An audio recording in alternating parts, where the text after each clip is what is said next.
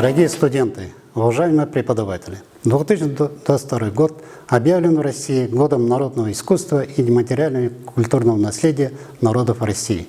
Несмотря на то, что Казанский государственный энергетический университет является техническим вузом, он уделяет большое внимание искусству и культуре.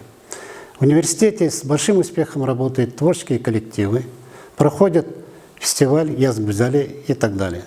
И неспроста культура и искусство, в особенности театр, играют важную роль в становлении личности. Казанский государственный энергетический университет на постоянной основе сотрудничает с татарским театром, история которого насчитывает более 100 лет. В рамках данного сотрудничества 17 мая совместно с Тинчуринским театром в университете пройдет День театра.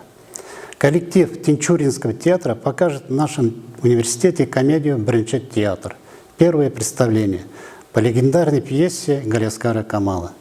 Дорогие студенты, уважаемые преподаватели, приглашаем вас принять активное участие в Дне театра в Казанском государственном энергетическом университете.